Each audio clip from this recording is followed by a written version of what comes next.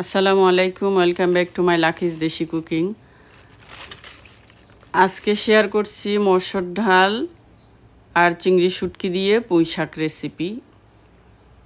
পুঁই শাক আর মসুর ডাল চিংড়ি শুটকি দিয়ে রান্না করলে খেতে অনেক সুস্বাদু হয়, অনেক মজার একটা রেসিপি। আপনারা ট্রাই করতে পারেন এই রেসিপিটা। তো পুঁই শাকগুলো আমি ভালো করে কেটে ধুয়ে নিয়েছি। তারপর চুলায় একটা প্যান বসিয়ে দিয়ে দিচ্ছি 4 টেবিল চামচ পরিমাণ তেল। তেলটা হালকা গরম হয়ে আসলে দিয়ে দিচ্ছি একটা পেঁয়াজ কুচি এবং 2 টেবিল চামচ পরিমাণ রসুন কুচি।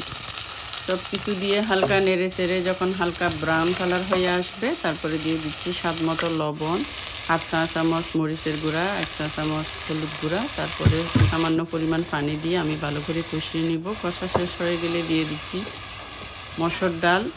মসুর ডালটা দিয়ে আবারও আমি আরেকটু ভালো করে কষিয়ে নিব। তারপর দিয়ে দিচ্ছি একটা আলু কুচি, কিছু পরিমাণ চিংড়ি শুটকি। এখানে আপনারা চাইলে চিংড়ি শুটকিও দিতে পারেন, চিংড়ি মাছও দিতে পারেন, যে যেভাবে খেয়ে অভ্যস্ত। এখন দিয়ে দিচ্ছি 3 কাপ পরিমাণ পানি। পানিটা দিয়ে যখন সিদ্ধ হয়ে আসবে তখন আমি শাকগুলো দিয়ে দিব। শাকগুলো দিয়ে আমি বেশিক্ষণ রান্না করব না, জাস্ট 2টা ব্লক উঠলেই আমি চুলাটা অফ করে দিব। বেশি সিদ্ধ হলে খেতে ভালো লাগে না, শাকের কালারটাও ডিসকালার হয়ে যায়, রঙটা আর সবুজ থাকে না। তো আপনারা এই রেসিপিটা এভাবে রান্না করে খেয়ে দেখতে পারেন, খেতে অনেক মজা এবং সুস্বাদু। এই রেসিপিটা একবার না খেলে বুঝবেন না কি পরিমাণ যে মজা। কালারটা দেখুন অনেক সুন্দর হয়েছে। এখন এই পর্যায়ে এসে আমি দিয়ে দিচ্ছি 3-4টা কাঁচামরিচ। কাঁচামরিচটা দিয়ে চুলের জালটা আমি অফ করে দিব।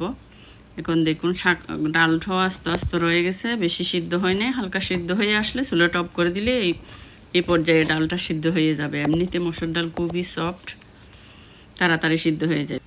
তো ভিডিওটা ভালো লাগলে লাইক, কমেন্ট, শেয়ার এবং সাবস্ক্রাইব করতে ভুলবেন না। Thank you.